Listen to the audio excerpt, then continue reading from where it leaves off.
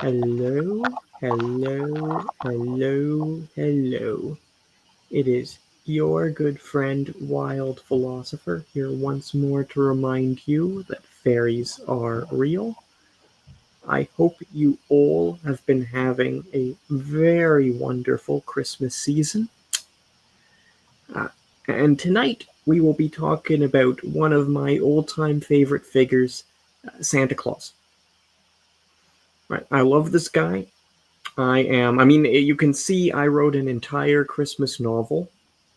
There is a link in the description of this video. It is all about Santa. Uh, I have written on this man, and I've written nonfiction.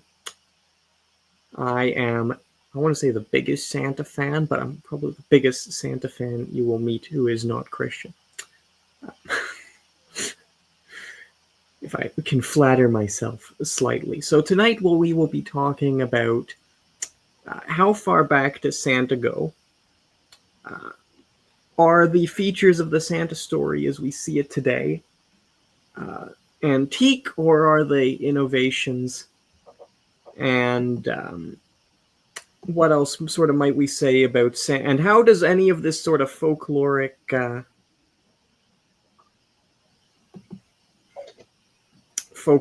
background sort of affect how we might keep Christmas? Right. Ryan, anything you want to add to that? Yeah.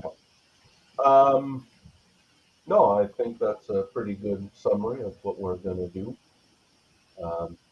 Carry on. Beautiful. I would like to start with one very, very simple image. And I think this image, well,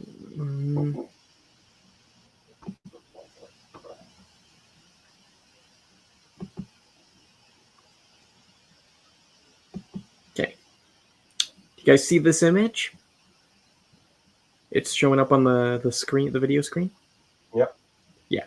This is a picture of Santa. This is a picture of Santa wearing red. This is a picture of Santa wearing red that was drawn in 1821, almost 60 straight years before Coca-Cola even existed as a company.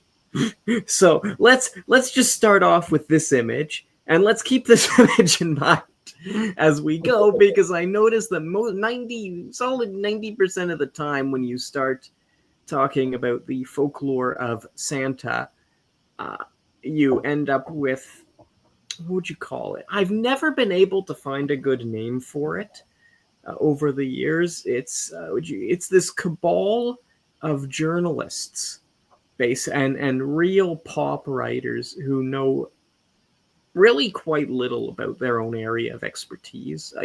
I can prove this in respect to most of these books written about philosophy, and even I know enough about science to recognize the dubiousness of quite a lot of the books that have come out. But they will quote unquote do a big expose of the hidden origins of Santa, or yoga, or science, to name another. I'm trying to think of the few I've read, so on and so forth, and then they will give you a load of crap. Usually sourced from other journalists between now and 150 years ago, which is where you end up with all the claims about Santa Claus and Coca-Cola. The more you know. But yeah, Santa Claus, the figure himself, at least 200 years old. At least. Old, but certainly much older. And perhaps I should maybe backtrack. Well, so generally, as 90% of the time, you get the Santa's Coke, right? The remaining 2% of the time, we get one of two other alternative hypotheses. Santa is the pagan god Odin, or Santa is unironically Saint Nicholas, and there is a line of sort of direct Santa observance going back to, if not the lifetime of Saint Nicholas, at least the canonization, or shall we say, the enshrinement of his feast day, maybe to put it another way. Both views are false. We will explore the St. Nicholas claim more in the background, but before, I guess, the problem with the Odin claim is in order to...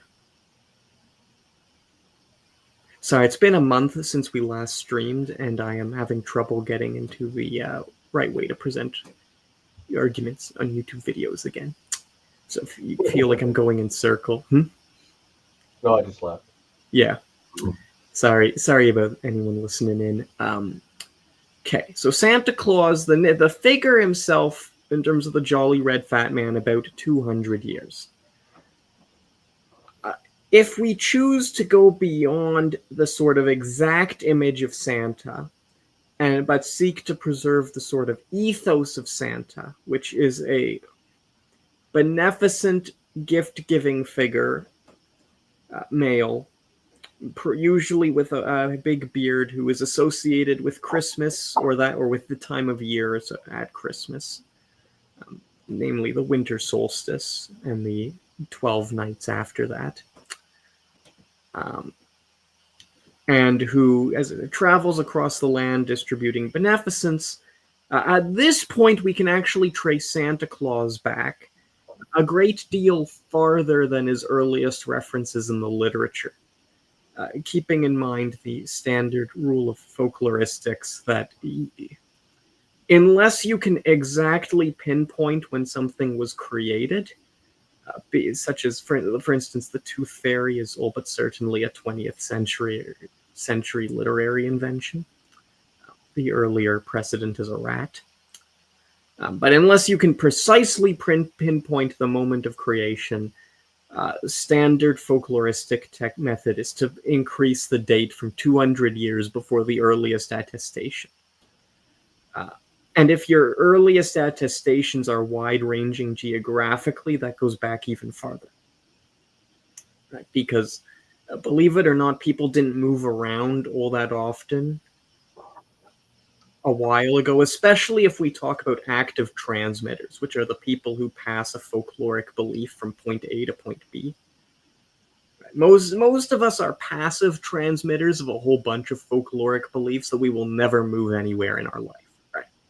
Like if I were to move to Thailand right now and take all my North American folklore beliefs with me, such as the efficacy of certain food combos for colds or certain songs, maybe I might, and I live in Thailand for 30 years, unless I am actively engaged in propagating North American culture there, it is safe to say I will have almost no impact on Thai folklore. Right. Maybe a song I mutter will get picked up by somebody and it might change a little and that might last. But in general, it takes a really long time, historically speaking. Nowadays, of course, thanks to the internet, you can send stuff over the planet instantaneously. But historically speaking, it takes a really long time for folklore to get from point A from point B. And Carl Wilhelm von Sydow, when he first delineated this method in 1850, so it's really held the test of time, unlike a lot of other stuff from 1850. He noted that you could very precisely trace folklore beliefs in Denmark or in Schleswig-Holstein, a province of, it might actually be I think it's part of Denmark nowadays. It used to pass back and forth between Denmark and Germany, right? One would conquer it and the other would conquer it, and you could actually trace the folkloric beliefs based on who was conquering it when. Right, like German beliefs before a certain time period were not found in Schleswig-Holstein. And Danish beliefs after a certain time period were not found in Schleswig-Holstein. Very similar story for Alsace-Lorraine or Alsace-Lothringen,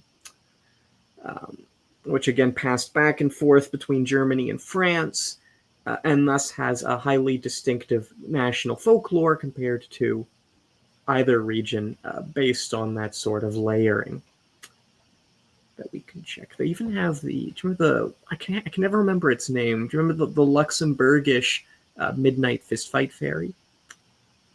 New. It was the one. It had no other reason for existing other than that at 3 o'clock in the morning it would show up on a whirlwind, punch you in the face, and leave. That was just, that anyway. Yeah, it was like it's very hairy. It rides a whirlwind, and at 3 in the morning it just shows up to get smack. It has no reason to do this. It's just pissy.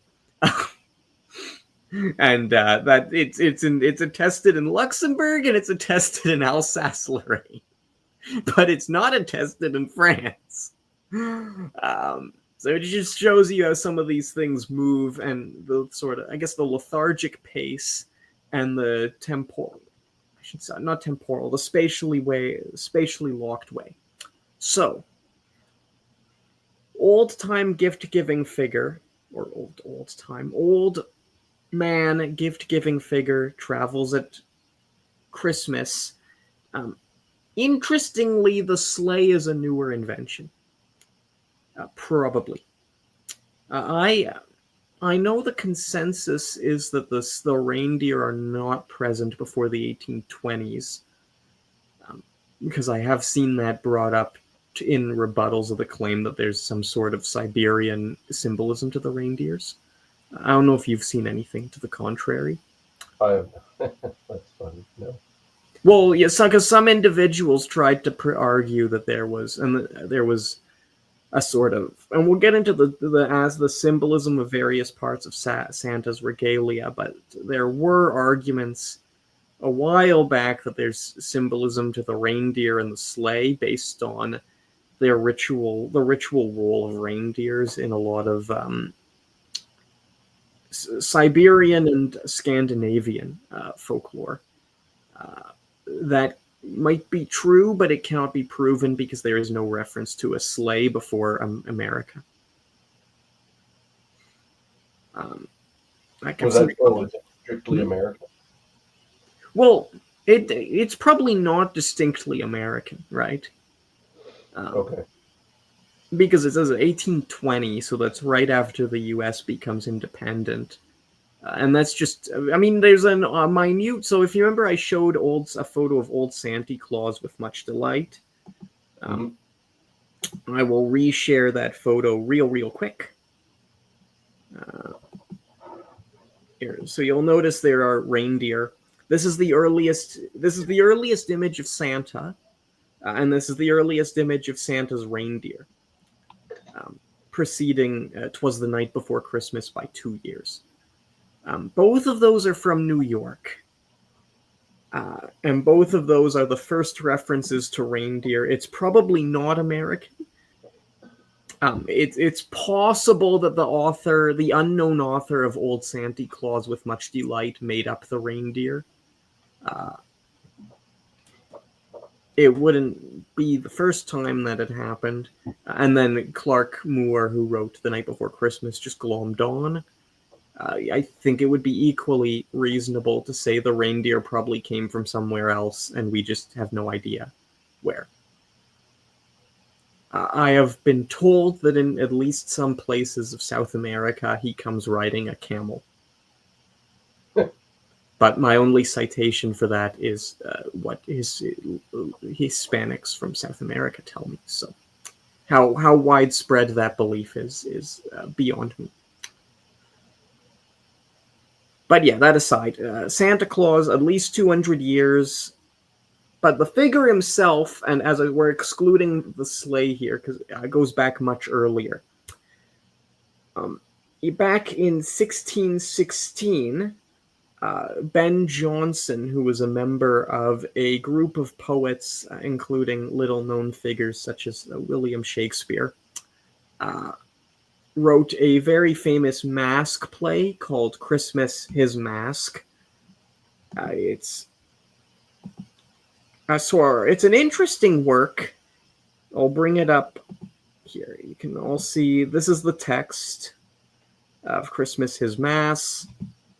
1616, the Mask of... So this is a masquerade play presented before the court. I want to say it was the court of King James. It may have been the court of the successor of King James, whose name I can never remember. I think it was King James, but yes. Father Christmas shows up in... academics are very meticulous to argue that we have no idea what color his clothing is, because they want to reject the notion that the red is significant. We need our good Coke theory. But yeah, he shows up. Would you have kept me out? Right? Is it showing me highlighting words? Yep. Yeah. Yep. We will get into that in a moment, because this is part of the fascinating background of Christmas here. And we will talk... One of the things we want to talk about tonight, or I want to talk about, is the process by which folkloric beliefs come into being. Right. Because there's a lot of crap published on this, mostly by academics who desperately want their theories to be true. Especially, sorry, we'll get into that. He goes on, he's like, I have brought a mask, though I come out... Yeah, sorry. He announces he's brought a mask, and his children have come with him. Quick, boys, enter his sons and daughters. There are 10 of them. These are all various figures of Christmas, and you can see a lot of the stuff that is still Christmas custom today, right? Christmas caroling, minced pies, gambling, mumming, wassailing, and so on and so forth. And then they go on and they deliver it's called a mask. This isn't really an amazing mask by the standards of the time, for reasons we will get into. But as you can see, they go on and they are engaged in a massive celebration. You can even see some of the styles of poetry. She works by the... Like, even today, you still see poems like this recited at Christmas, right? She works by the L, and her name is Nell, and she dwells in Threadnettle Street 2. For those of you who have never read Ben Jonson's poetry, this is an astonishing departure from his dolorous, highly stylized, incredibly ornate, very, very, I want to say elitist, but elite, like a sort of aristocratic poetic style. He was the poets of the time bear names like the metaphysical poets, or the cavalier poets, or there's a whole bunch of other groups, but they are known for exceptionally dense prose, with the exception of that little-known figure. I don't know if any of you have ever heard of him. That little-known figure, William Shakespeare, obscure fellow. But yes, so this is a very traditional Christmas poem that is a massive departure from his style, and you can even see that the poems like this are still recited today, or some poems, depending on where you are and whether or not you have a living Christmas tradition absent from corporate America. Here's the fascinating bit. Let's go back to the beginning here. Why gentlemen? So he comes in. We're given a little description of what he looks like, bearing in mind that this was a play, so it's not like somebody is reciting, he is attired in round hose, long stockings. He showed up wearing all this, right? Why, gentlemen, do you know what you do? Ha! Would you have kept me out? Christmas, old Christmas, Christmas of London and Captain Christmas? Pray you let me be brought before my Lord Chamberlain. He goes on. I must come another time, a good jest, as if I could come more than once a year. Why, I am no dangerous person, and so I told my friends of the guard.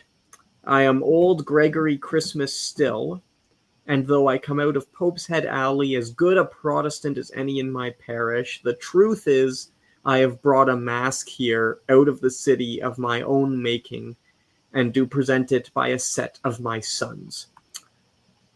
What is he saying here? I love this passage. What is he saying? What do you actually, is that rhetorical, or do you know? No, I'm asking. Oh yeah, both, I guess.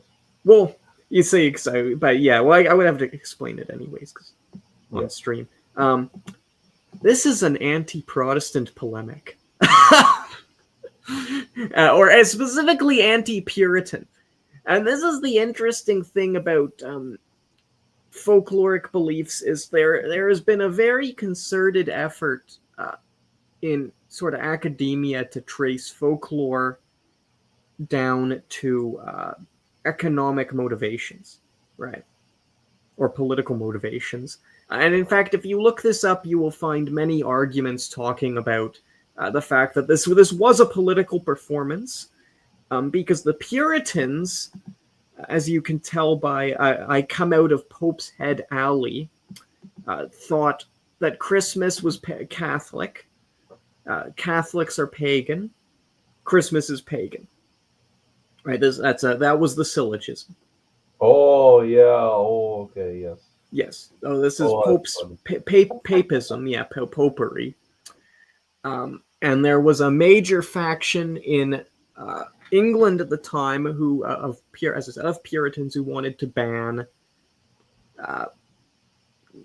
Christmas, Midsummer's Night, St. John's Eve, which isn't a popular festival nowadays.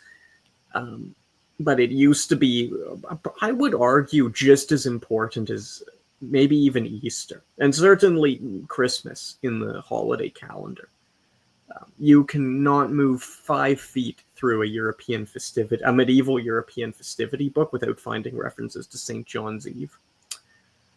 But yeah, they wanted to abolish that. They wanted to abolish Christmas, St. John's Eve, a whole bunch of other customs associated with the holiday. And so you ended up with a group of individuals who were highly committed to the practice of what they called the festivities, which included both the actual festivals, but the performance of these festivals in a holly jolly mood. Right, we take it for granted now. Actually, I shouldn't say we take it for granted, because there are places where you still can't celebrate Christmas. But in general, we take it for granted that Christmas is a holly jolly time, a holly jolly Christmas, so on and so forth, and we can celebrate it peacefully. They were risking their heads when they published this one. Right, this is very polemical. It's certainly, that's not the only reason. I think academics now see this as nothing but politics. I think that's a little ridiculous. Not because there isn't a definite political element to this, but because I think they're glossing over the question of what is political here and why. Right. Their argument is Johnson wanted to revive Christmas for politics, whereas what Johnson was actually trying to do was preserve in politics the acceptability of the practice of Christmas, which implies that it was Christmas that was important to him and politics second. Other highly active figures in this movement include Isaac Walton, author of The Complete Angler, a book on fishing that includes very extensive attacks on Puritanism and defenses of poetry, flirting, also threatened at the time, and feasting. And then, of course, the third and perhaps best known, the little-known obscure figure of William Shakespeare. There's an implicit undertext to Twelfth Night, which is, of course, the 12th night of Christmas, and A Midsummer's Night's Dream, which is St. John's Eve. You don't really see it in the plays, but both of these were highly controversial statements when they came out, because he was making a very definite argument about religion, right? Like, what does it mean to be religion? What does it mean to keep the Christian faith? And you can see, like, though I come out of Pope's Head Alley as good a Protestant as any in my parish, this is actually clever rhetoric. So I know this is a little aside. He's not saying I am a Protestant. He's simply dismissing the charge from the outset and placing. He's basically placing the burden of proof on his critics. He's just taking it for granted, which isn't amazing argument, but it's good rhetoric. Though I come out of Pope's Head Alley as good a Protestant as any in my parish, the truth is I have brought a masquerade here out of the city, London, of my own making, and do present it with a set of my sons that come out of the lanes of London. And he goes on, and this is, I guess, sort of biographical details. And he's interested here in defending the practice of reveling. Right. So, beyond the fascinating little backdrop into the religious disputes of the late 16th, early 17th century, which isn't. There's been a modern push to see these as crypto-Catholic arguments. I don't think that's correct, as much as I admire Joseph Pierce.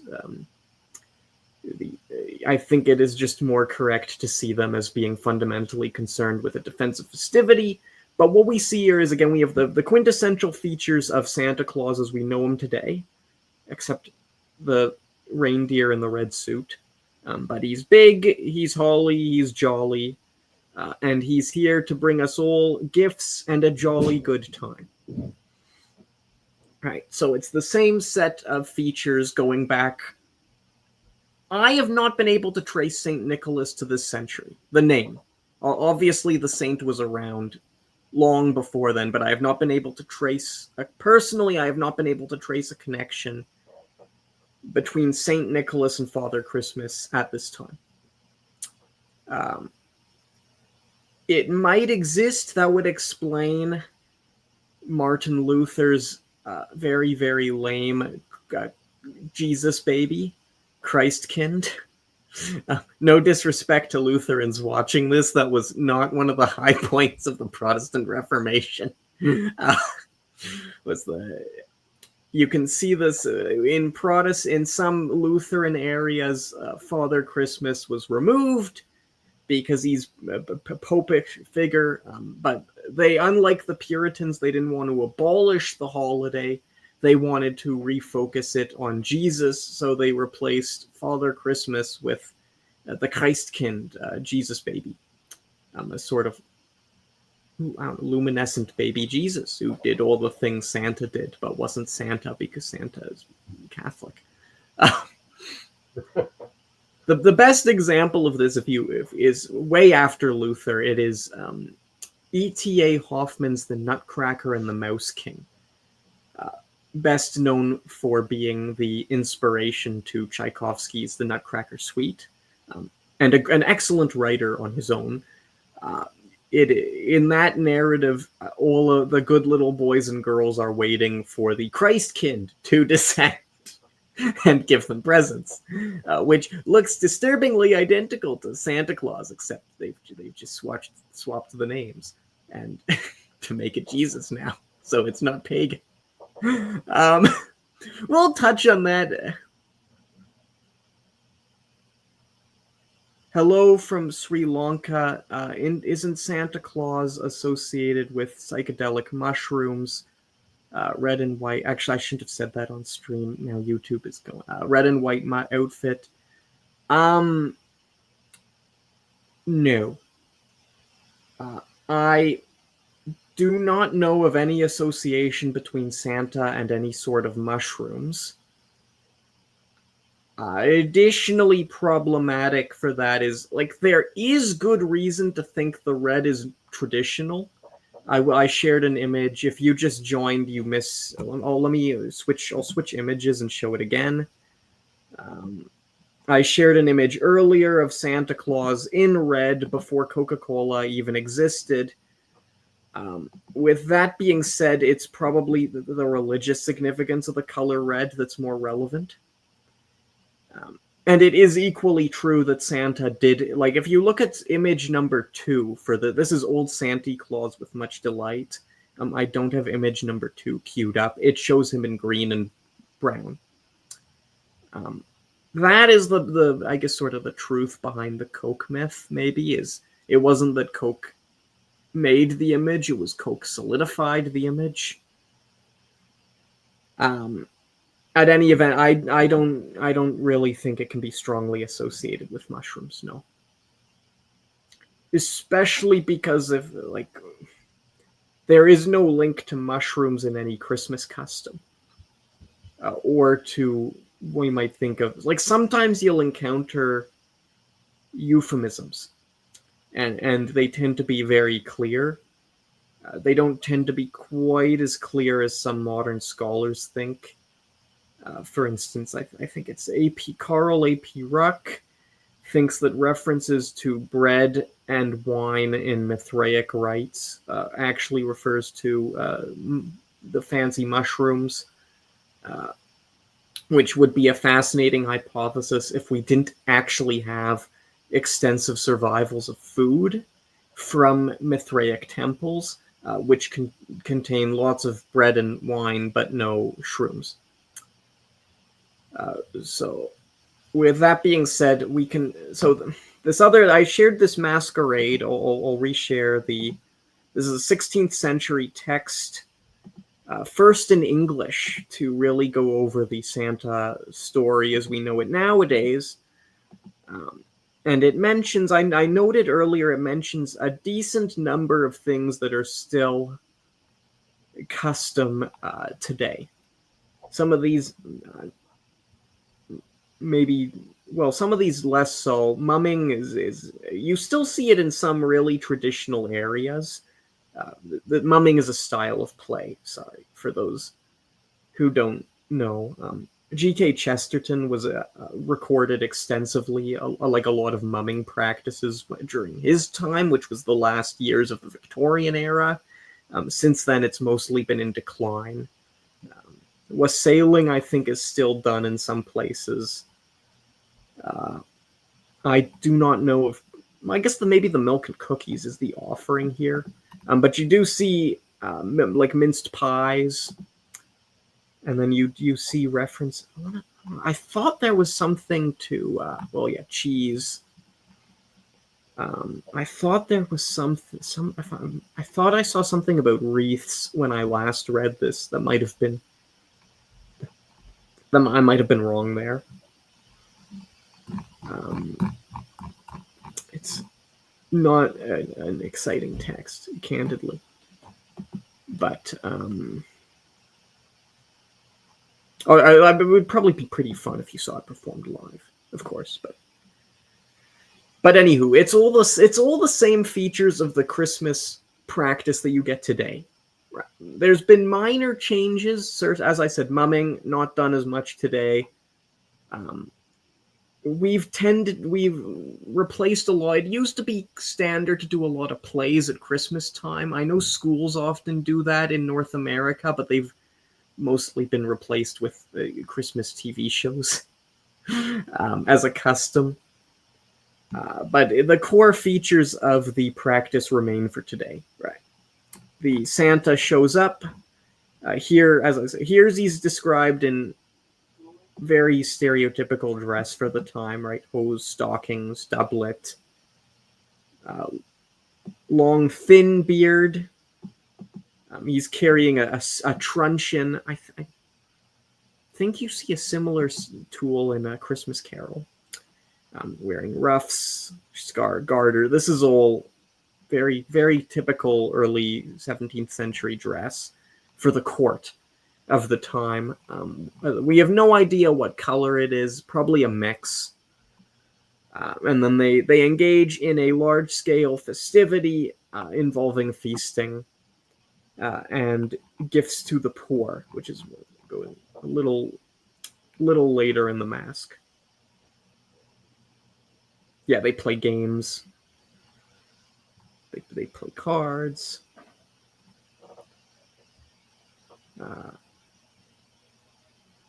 Yeah, they give New Year's. Sorry, I'm looking at. I totally forgotten to look up if spiceries were a real thing at the time, or if this is some euphemism. But it's like they give New Year's gifts of an orange, which, remembering that this is 1616, is quite an expensive gift in England at the time, right? Rosemary, but not a clove to stick in it.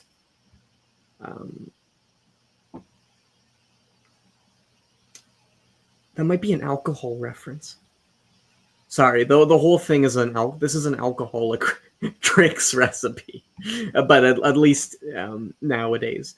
But yeah, orange, very expensive. I know you like nowadays. If somebody gave you an orange for Christmas, you would not be very impressed at the time. That was a very prohibitive gift. But yeah, all the quintessential, I guess, sort of features of Christmas, except maybe wrapping gifts for the kids. Could he be an offshoot of Zen's Laughing Buddha? That guy had a huge belly and carried a bag of goodies for kids and roamed around the country. So that is where things get weird. That is where things, because the issue here is, on the one hand, Santa Claus is at least, the figure of Santa Claus is at least 1,000 years old in Europe. Probably earlier. I think both Ralph Whitlock and I think Jacqueline Simpson, I couldn't find the referent before I did the stream, so I apologize if I'm wrong here, in their books on dragons, note, so I used to be accustomed to go dancing about with a dragon on a stick at Christmas time, and in May Day, which I think is still done in Wales with the horse head. But yeah, it's like the practice involving the jolly old man, bringer of beneficence, fighting a dragon is at least over 1,000 years old. Probably connected to gifts. Here's where things get a little funky when you're trying to track the sources down for this one, because people in this field have a lot of bones to grind. If my source is accurate, the earliest reference to what we might call the fundamental rites of Christmas is the 3rd century AD. Unfortunately, that source, I mean, it's Ryan's favorite. You absolutely, you adore this book. Didn't have enough good thing. Philippe Walter's Christian Mythology. Yeah, didn't have enough good things to say about that one. Absolute classic, apogee of, He's being sarcastic, by the way. Yeah, so this is Philippe. This is the one where I sat down to record every factual error in the book and quit after I'd recorded 20 straight pages and had made it through less than 3 chapters. There are so many errors of fact in that manuscript.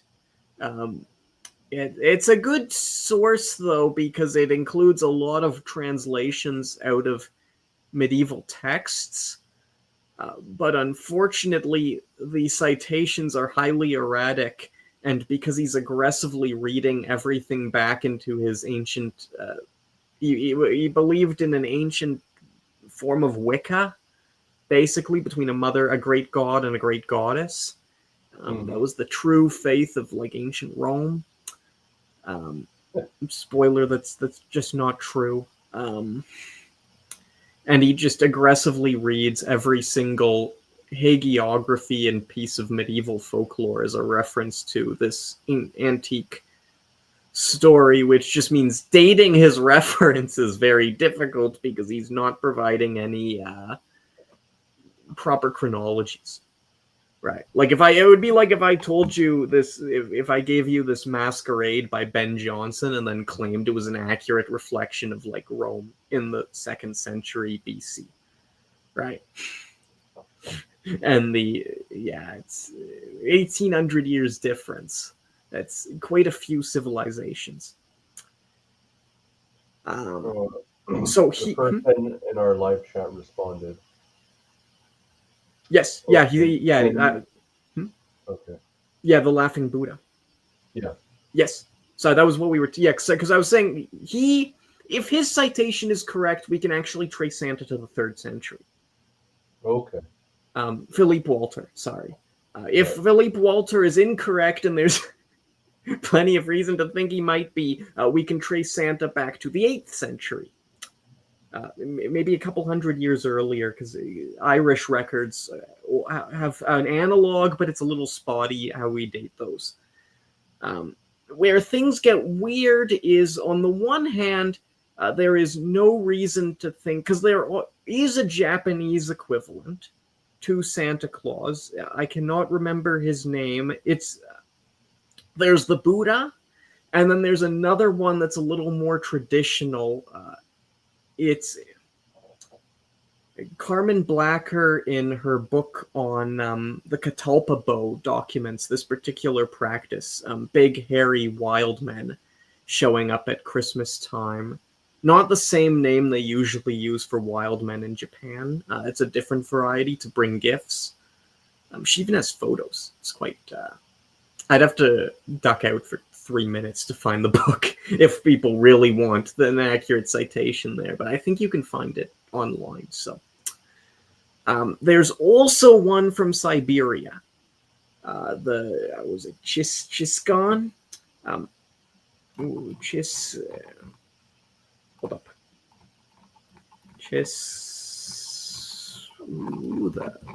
Sorry, let me find the... Oh yeah, I'm mispronouncing that. Chiskan, Chyskan, the Yakut version of Santa. Neither of these, the Yakut approximation. Obviously there's differences. Neither of these can be said to come from Santa, right? Santa cannot be held to come from either of these. Just because, and this is the sort of issue, is he an offshoot of Zen's Laughing Buddha? Yes, in one sense you can see them as sort of the same figure. In another sense, they originated or the earliest records for both came long before the two were in regular contact, as far as we know. Right, which either means a very weird theory of transmission, the passage of a belief from point A to point B.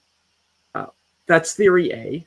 At sometime in the 6th century or 5th century or 4th, either a Christian priest or a Japanese monk went across the continent carrying this belief, and then he intentionally inculcated it wherever he landed. Right. Maybe he was an isekai protagonist. That is possible. It's a bit unlikely. Just lack of evidence. Theory B, this belief predates both cultures. This will be what I'm arguing because there's an analog for Santa in the Rig Veda. Theory C, Santa's real and he shows up in both nations. So, and then we have both nations independently agreeing on Santa's existence because Santa shows up in both countries.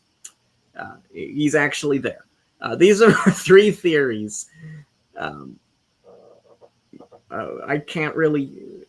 Well, there's... I don't know. I mean, there's other theories that are not respectable.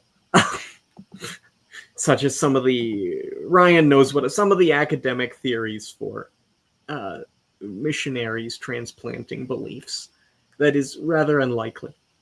Especially because in order for them to have done that, they would have first had to import Santa to Japan, then convinced the Japanese he already lived there, and then Portman erased the Christian elements of the figure and just Japanized them by applying various Buddhist or Shugendo motifs on top, which is possible, but what we call in philosophy, what we call abductive reasoning, which does not mean men with candy in sketchy vans. I mean, inference to the most likely explanation would heavily rule against this hypothesis.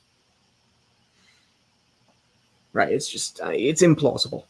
Would be another way of phrasing it. The more you know. So yeah, that was a very meandery, like 10-minute answer, but I hope that sort of answered the question. Because this is the fundamental problem of discussing Santa Claus. And I mentioned, I think we can trace him back well beyond, or at least to the origins of Christianity, if not earlier. So in many senses, he is a Christian figure. Right, like the symbolism around Santa is absolutely Christian. In other senses, he predates Christianity, right? And he's maybe, I won't say he's universal because I don't know of a Native American analog or an African analog, at least nothing old.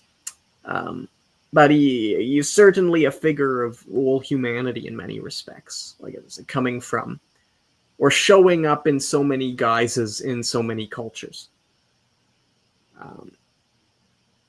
Where it gets weird is we can usually rule out. So I mentioned at the start of this, the two usual theories once you get past Coca-Cola are he's Saint Nicholas, which I've only seen this in anti-Protestant polemics, and like I personally am of the view that this was probably Catholics trying to justify an already extant folkloric practice by like painting over the like very Christian but in not a saint figure of Santa and making him a saint. The figure is certainly pre-Christian and probably pre-split. And as I said, I have not seen Santa Claus attested. Yeah, that's where it gets weird. He shows up in the question from Kaysen was, are there any references to him in Celtic myth? Yes, arguably. There is, academics like to call it epigraphic evidence. This is the fancy technical term for basically any evidence we find in the ground. Like stuff on, or anything that's not a book. Really. That's a wall. If you see like carvings on rock walls, temples, destroyed statues, funerary inscriptions, that'll all be lumped under epigraphic evidence. And there is good epigraphic evidence for a pre-Christian Celtic Santa. Especially when you remember that he's almost identical to the figure of the Wild Hunt. Right, we've sort of been glossing around that. Ryan, do you want to quickly introduce the Wild Hunt? So, if I remember correctly, it's a procession of spirits which come out at night seasonally, and they kind of go around the countryside spooking everyone. That's basically the gist of it, because I mean, I know there are a lot of ways to try and figure out its origins. Again, there's a common appeal to it being a leftover of like Odinic religion or something. which also gets brought up in Santa, which it is not. Which is what? Sorry. The attempt to identify the wild hunt with Odin in vain with attempting to identify Odin with Santa. Yes. Yeah, So both are. yeah. So the Wild Hunt is going to be the most definite, we'll call pre-Christian analog to Santa. It is a cabal of spirits. You can see where the elves come from, led by a giant. And I don't mean like a 20. I mean like somebody who's 8 to 12 feet usually. So bigger than the average human. Not quite the sort of like not quite the stuff you might get in like a Jack the Giant Killer story. So he led by a giant carrying a staff. As I said, he sometimes is seen tussling with a dragon. He'll knock it down and he'll bring it up again. And where the Wild Hunt comes, it brings gifts in its wake. Not physical, it usually blessings of material munificence. Right. Good food, health, knowledge of like what practical skills needed to help you survive, such as how to clean and which herbs help. And they would go across the country. Some regions have it checking to see how clean your house is first. Sometimes it doesn't. Sometimes it's just materially beneficent, however messy your house is. And it leaves its gifts in its wake. I mention the dragon because up until very recently, there was a definite, I don't want to say ritual combat because it was more like a farce. Like people had a fun time watching this. It was an entertaining batch where as they would parade through the town with a giant, and he would swing his staff or hammer at the dragon and kill it, quote unquote. Obviously, this was an actual human being under a mask, so they weren't killing anyone. And then he would bring it to life again with the other side of his staff. This is attested all over Europe and shows up in early church designs going back to like before the last millennium. Which is just pretty conclusive evidence that this is, I won't say like a pre-Christian practice. With that being said, while we do see references to this group from in writings from at least the 11th century, we do not see any reference to this being Odin until the 17th. And this is not in any account of the actual event. This is in Protestant polemics. Protestants, for those who don't really know a lot about the history of the Protestant Reformation, which was the splintering of large parts of Western Europe from the Catholic faith in the 16th and 17th century, and the adoption of, we call it Protestantism, it's really several distinct branches of Christianity, such as Reformed Christianity, Lutheranism, Anglicanism. And a very, very popular argument amongst Protestant critics of the Catholic Church at the time was that the Catholic Church had never done anything to destroy paganism because it was secretly pagan. You still see this attitude in some of the wonkier evangelical sects. Right, so it was itself pagan. And therefore, Protestant polemicists, they'll include exact accounts of the Wild Hunt, and they'll be like, and the people call this Odin. Right. Because they are still worshipping Odin because the Catholics didn't do anything to end paganism.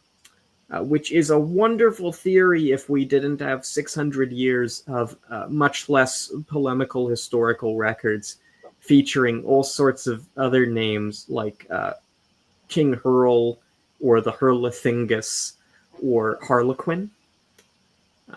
This is the origin of the name Harlequin. So you mentioned Odin. It's not Odin. Santa Claus is not Odin. In fact, there's no actual reason to think Santa Claus is a pagan god. And that's where things get really weird. Or, I mean, things have already been very weird this whole lecture, rather candidly. Because on the one hand, Santa Claus is very clearly connected to pre-Christian religious rites. And yet, on the other hand, he is not. It is not possible to identify him with any polytheistic divinity, right? And any of the gods of old Europe that existed before the conversion of the Roman Empire and then the conversion of Europe. Well, there are a few figures you could identify him with in Greek myth, but it's not a deity. Which? Because he's a giant, right? Oh, yeah, about 8 to 12 feet.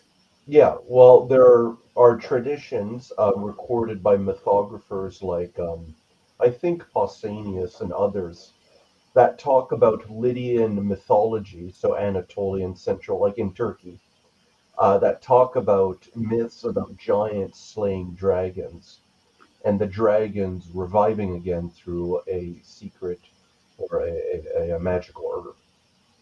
Those go back to the first century or first century AD or BC. Yes. Actually, academics traced that particular story to pre- and Proto-Indo-European. Oh, okay. Yeah, well, yeah, makes sense. Yeah. And my source for that is the exceptionally minimalist Daniel Ogden. Yeah. In his book on the I always confuse the name of his book on dragons with the name of it's either the dragon in the ancient world or the dragon in the West. He has another book on werewolves that's either the werewolf in the ancient world or the werewolf in the West. At any event, if you look up Dragons by Daniel Ogden, you'll get the book. And he actually documents this myth and notes that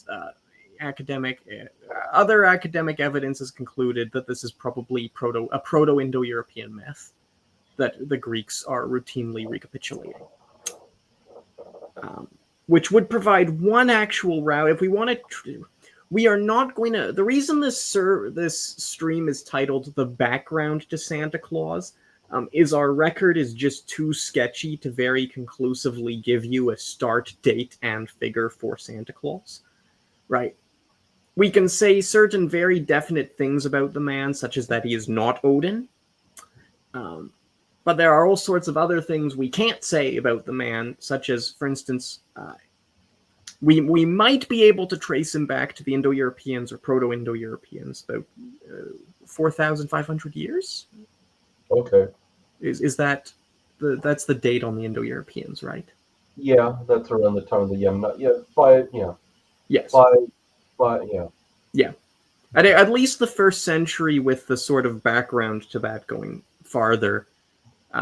Although we will stop at the first century because that's about as far as I'm comfortable going based on definite evidence. We cannot give a definite actual figure though, because those are stories that were already in circulation, right? Yeah. And they're probably, I won't say they're based on earlier stories, but they're probably not coming out of nowhere in Pausanias.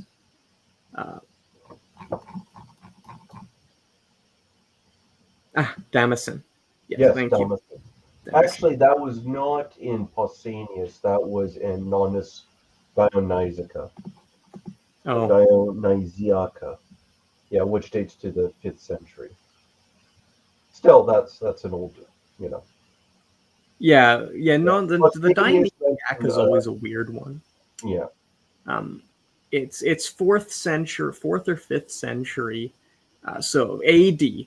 So you'd think it's the least reliable, but he's very much synthesizing a lot of earlier stuff. So academics actually tend to have a high opinion of it, surprisingly. Yeah. Kaysen asks, how do you guys think that elves became associated with figures like that of those in Lord of the Rings? Human-sized beings that have city-like powers. Actually, they were always like that. Yeah. Tolkien was a folklorist. So the guy who wrote The Lord of the Rings studied Old English literature. His description of elves is just drawn straight from Old English, like Yeah. 8th through 11th century AD is really where he's getting a lot of his sources. Yeah.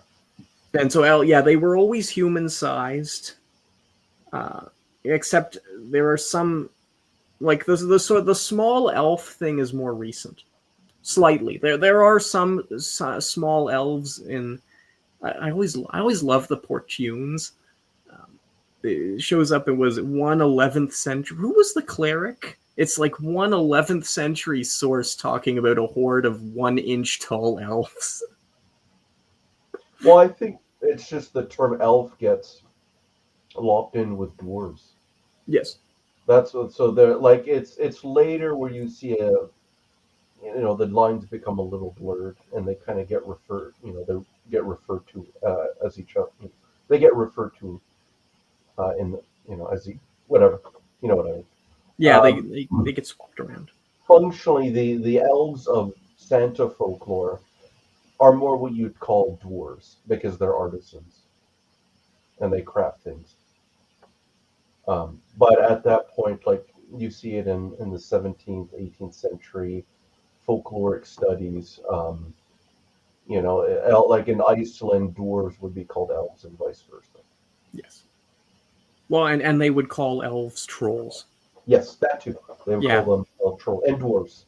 Yeah. So the Yeah. terms get a little, mixy. Yeah. Yeah, this is why, like, if somebody says, "Are there good trolls in folklore?" That's actually an unanswerable question. Yeah. Because troll is was it John Lindau noted that troll is used for 56 different. No, it was Charles. It was Le Couteau notes in I want to say it's the Encyclopedia of Norse Myth. That troll is used for 56 different types of fairy in Northern Europe. Yeah. Over a period of like 900 years. Yeah, well, the term is akin to like a boogie. It's a boogie. Yes. You see it actually in Icelandic sagas. The term troll can be applied to things like monstrous boars or animals. It's like a troll boar. So it's just like a boogie or a monster, a beast, a strange creature. But yeah, so the elves of Santa actually are pretty traditional. Yep. Like there's definite analogs going back as far as we have good records in Europe. Probably, yeah, as you know, probably maybe originally dwarves. It always gets a little murky, but yeah, certainly craftsmen who would have marched across with him, sort of bringing beneficence across the land. I cannot. Oh yeah, we were talking about so we're talking going back, I guess. So we have our group of elves or spirits walking around, like walking. They're engaged. It is a festival. Like what they call it, the Wild Hunt, and in one sense they were riding. In another sense, like if you look at the records, it often is described as like a massive party. They would show up at Carnival, the holiday.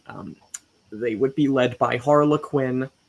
The Hurlathingus, which was the English equivalent to the Wild Hunt, before they adopted the term, the Ride of Hurl is what it means, or not the Ride of Hurl, the Company of Hurl. Anywho, Hurl and his buddies. It was not just Hurl's men at arms; it was also like his courtiers and his courtesans, and they were all merrymaking as they were seen galloping over the English countryside. Led by a gigantesque figure carrying a staff, fighting a dragon. Right. This figure is not Odin. We have 600 years of clerics commenting on the Wild Hunt, not including churches depicting the Wild Hunt before then. And while we see a lot of disapproving tail wagging or finger wagging, sorry, tail wag. We don't see any inclination that this is a pagan divinity. Up until Protestant reformers show up and they're like, oh, Odin. Yeah, Odin. Yeah, they're Leku notes that the things get additionally. I'm trying to remember. I think it's the Rig Veda. He connects to the Wild Hunt. It's one of the older Indian treatises. I could very much get this wrong, but even there, it's not a. He points out it's not a god, right? Claude Lecouteux. What was the divinity? Oh man.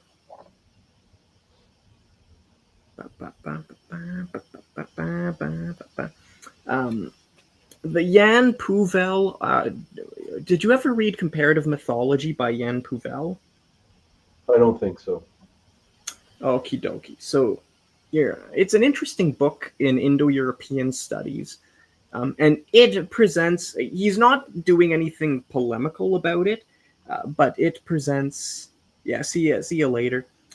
It presents actually the best argument for it being Odin because he analyzes other Indo-European parallels. Unfortunately for Jan Pouvel, almost all of his parallels are, he's not being polemical about it, but all of his parallels are to Slavic myth, which is not written down until the 17th and 18th century, and is often deduced from folk songs, which makes it, I won't say unreliable, but certainly the iffiest mythography to come out of pagan Europe, right? Mm-hmm. The Celtic and Norse myth was taken down by Christian clerics within about 2 generations of the conversion of these countries, which is really, really good for ancient records. Roman and Greek myth is, of course, recorded by Romans and Greeks. We have almost nothing from Spain and the Balkans. But then Slavic, it's a great big nothing for 600 years, basically. After, like, you have Russia converts late 10th century / start of the 11th, but it doesn't really go out of the major cities, and you have a giant polytheistic block in what is now, the Ukraine, Belarus, Poland, Lithuania, that area. That remains polytheistic into like the 16th, 17th century. Unfortunately, our records suck on what they actually believed. We have a couple clerical records from the conversion in the 17th century and a whole lot of folk songs from the 18th and 19th century. But it's really ambiguous how much this is reflective of what they believed before Christianity. Because you'll often get mixed, like, you really see this with the folk songs where they'll switch back and forth between which religion they're following. They will pray to the Virgin Mary in one line and to her, so is it Zoria? Zoria in the next. Yeah. The dawn goddess, yeah. Yeah. That's pretty based. Yeah, this isn't me being critical. And there actually is a fascinating discussion to be made there, or had there, about the ways people adhere to their religions in practice. And, like, what does it actually mean to convert to Christianity? Because certainly if you'd found these people and asked them, are you Christian, they would have said yes. Right.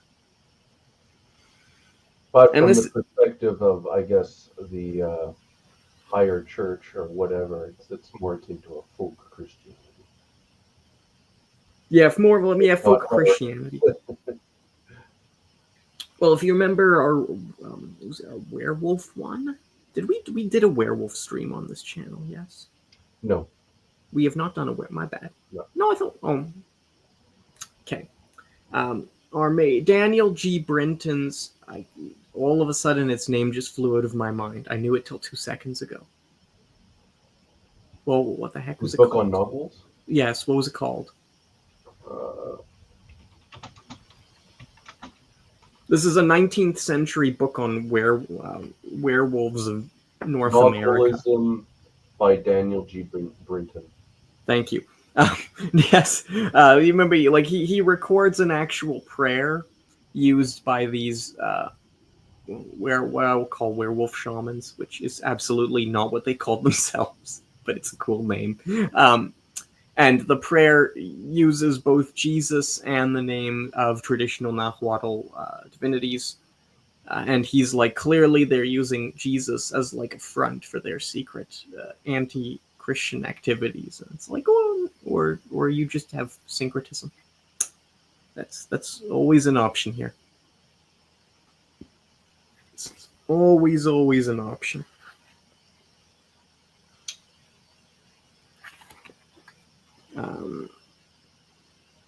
Sorry, but that aside, I was not able to find the actual.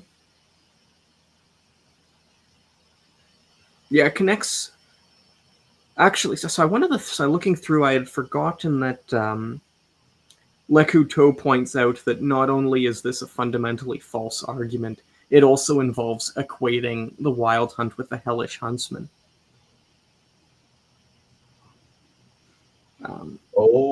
So two Yeah, different phenomenon. Yeah, two total. The only similarity is there's people on horses.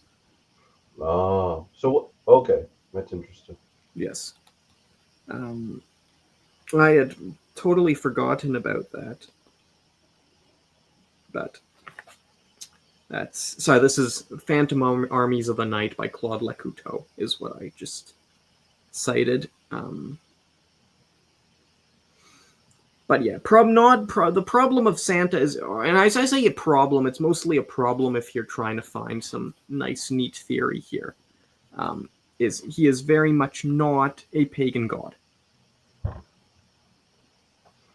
Right, he is. Well, you mentioned giant. In Europe, the figure he fits most closely to is an elf. Yeah. And our argument here is, I won't say he started. Our argument here is, if academics ever track down a 3rd century BC description of Santa Claus, they will find that Santa Claus was a elf, not a pagan god. This is not the only instance in which you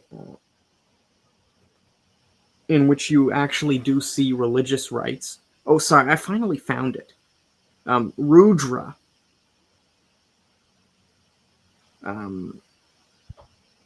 It is connected to Rudra, the leader of a tribe of hunters called the Maruts.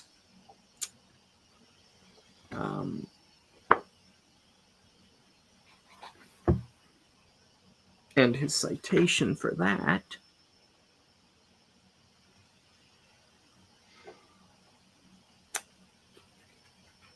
oh shoot, that is not a good citation. Well, crap. Oh no.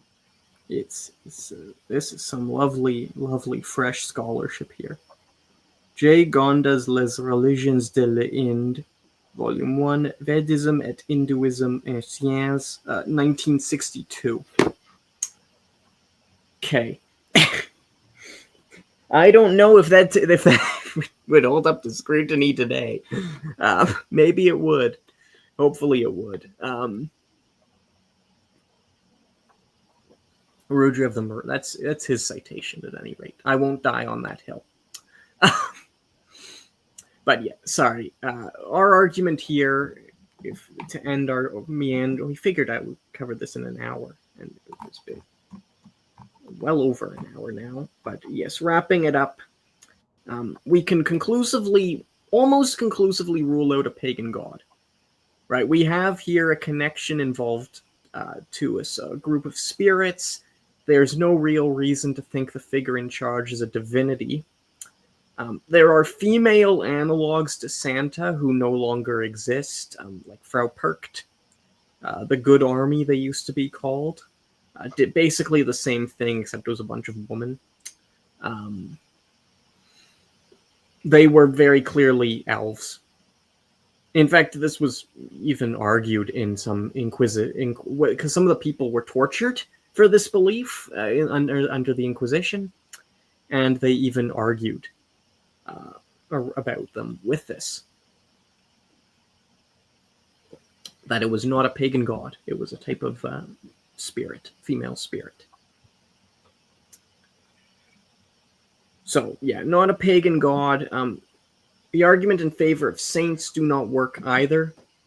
It's just too anachronistic, and especially fails once you remember that there are non-Christian parallels to this that hold up pretty well.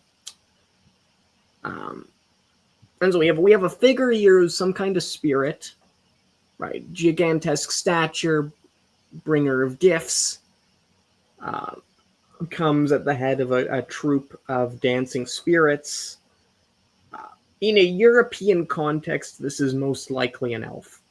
This is, as I said, this is not the only instance where you see religious rites based around fairies, not gods, in spite of academic attempts to sort of parlay divinities into this. Roman anti-witchcraft charms are another good example. They were connected to a nymph called Carna, or Crane, or Carda. Ovid gives us 3 different spellings. Nymph of the door hinges and of the organs, who was in charge of protecting the household from evil witches, witch Strix spirits, which we translate as witch, but there's no real reason to think they were supposed to be human beings. Evil Strixes who flew in through your window, or door, sorry, and if you let them, and would kill your children. See CF Daniel Ogden, the Strix Witch, for an excellent little discussion of this. Especially in side drawing largely on Ovid's Fasti. A few scholars have tried to, a lot of them just think Ovid's making stuff up. That's usual academic speculation. And unfortunately, there's too many plausible comparative religious arguments to think he's not making stuff up. Unfortunately for their theories, that is. Others think this is Ovid turning a pagan god into a nymph, and there's just no reason to think that either. Yeah, Ryan? Pardon? Oh, so you unmuted, so I thought you had something you wanted to say. Oh, no. Oh, okay. I'm good. But yes, Santa's probably an elf. And the background to this is going to be the nexus of beliefs involving acts of gift-giving at the winter solstice and in the period immediately thereafter. Rough couple weeks. Which is not, of course, to say that no transformation occurs in Santa when he becomes a Christian. Quite to the contrary, I would argue. The fundamental understanding of the sort of hope and gift Santa brings is transformed. But certainly very physical from day one. And remains very physical. In spite of the amount of preaching over a millennia now, trying to get people to stop being concerned about good food, good friends, and good cheer, and pay attention to Jesus. Santa remains connected with these 3 things. Which isn't necessarily to say there is not a higher life, because I think it's a bit assumptive to think there's intrinsically nothing spiritual about friendship, health, and good food. By which I mean it's a terrible assumption, and the exact opposite is true. But I will confine my metaphysical speculations on the nature of food. That about covers it for the sort of... We went all over the place. Sorry, I know we took a month break while I worked through some personal stuff. We are back now. So I know this was very meandery, and I am sorry for that.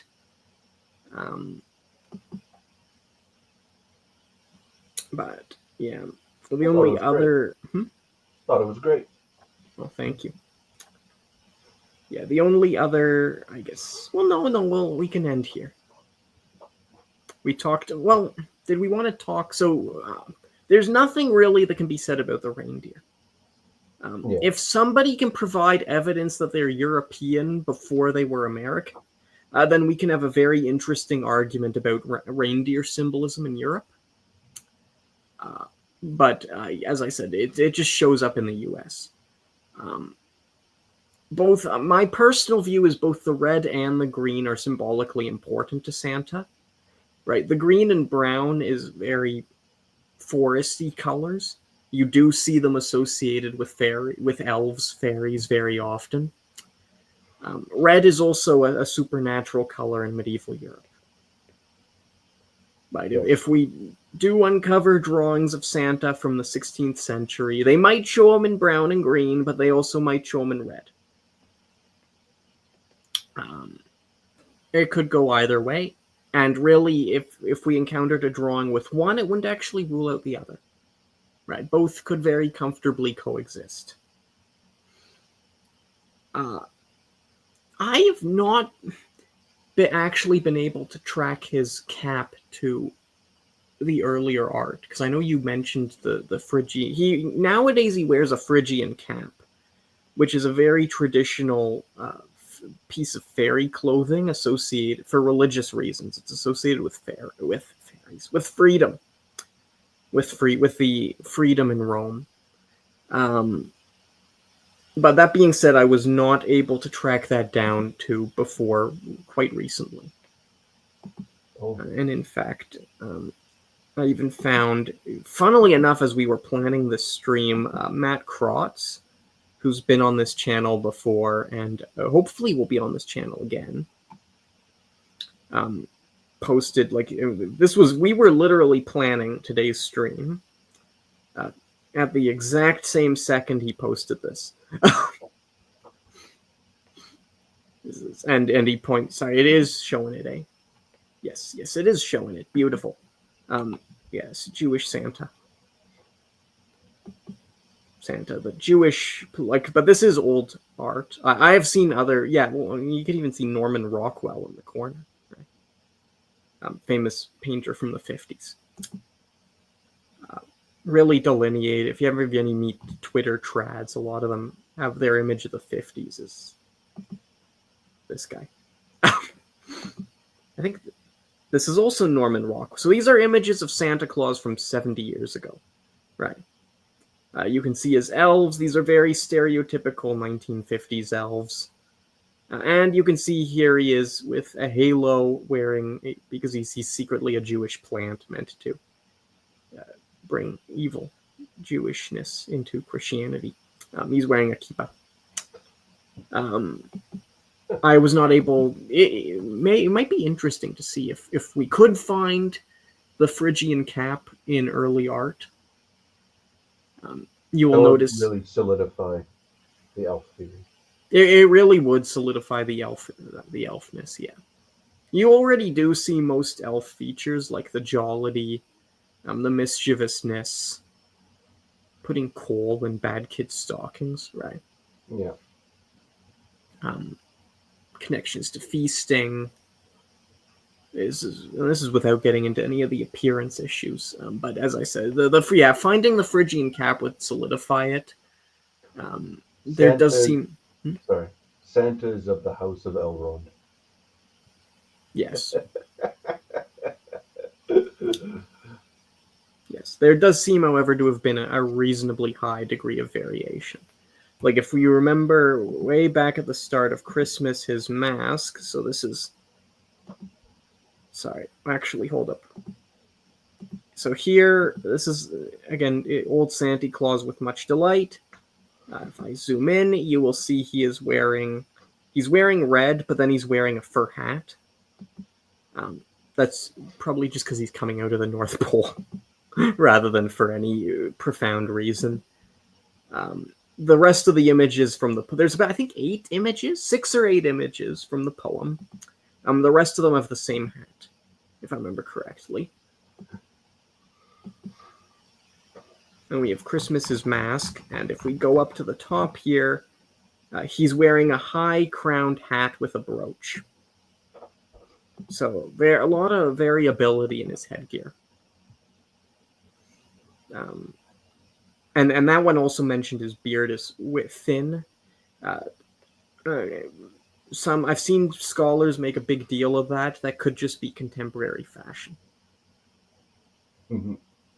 I'm going to die on the hill of bushy beard eternalism. Yep. So that aside, yeah, the red is probably much older than old Santeclaus with much delight. It probably has, it's a little hard because our records are so sparse. Like I won't say I've given you everything because there's a lot of stuff that remains locked in dusty Latin manuscripts. Right, like for years and years and years, I heard that Little Red Riding Hood. Goldilocks. Not Little Red Riding Hood. Goldilocks was invented by Robert Southey, poet laureate in 1803, and then I casually saw an academic decipher an 11th century Latin sermon, including the story. Huh. I think it was Goldilocks. So yeah, a lot of the time you'll see like, well, this is obviously 17th century because I can't trace it before then. And that's either because nobody wrote about it or because modern most academics who research this stuff don't speak Latin. And even if they do, they don't have access to 50 universities and the ability to spend hundreds of hours, or the time and energy to spend hundreds of hours translating random speeches and documents to find little folklore tidbits. So this is in one sense, this is very much time-bound speech, right? Because there is a lot of digitization going on of Latin manuscripts. This is allowing much better consultation. This is allowing much better translation. If there's a major advance in AI translation technology, and I suspect there will be, we will likely be able to translate many of our manuscripts quite soon. So potentially in 20 years, somebody could do an actual book of all the medieval references to Father Christmas, Old Man Winter, or whatever, going about his business, bringing gifts to the kids, and reach a much more accurate argument than we've presented, or I've presented as I meandered about. But for the moment, I am fairly comfortable resting on the provisional abductive conclusion that Santa was a Yuletide elf who subsisted into the Christian period. Was like, people always blame this stuff on the clerics, like Philippe Walter is like, it's all the clerics. Actually, the evidence usually shows that the peasantry thought these beliefs were valuable and preserved them. Right? And then later they were adopted by the clerics.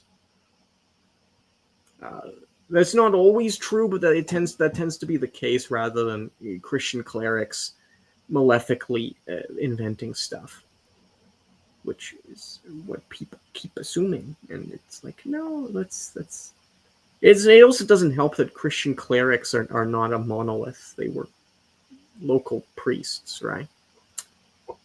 Which means you encounter lots of variability in their views and how they record stuff and how they talk about stuff and so on and so forth and such like.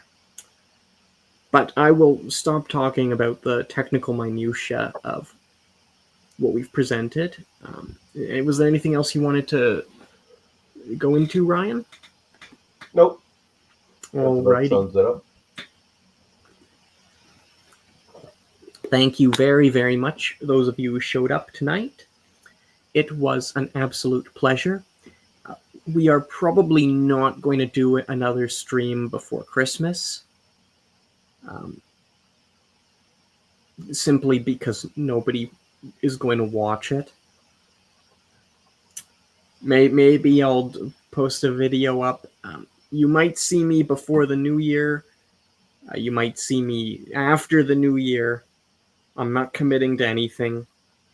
But it has been an absolute pleasure. And if I don't hear from, or if none of you hear from me again before then, I hope you have a wonderful New Year's Eve and a wonderful Christmas. Yep. Merry Christmas, everybody. Merry Christmas to all, and to all a good night. And remember,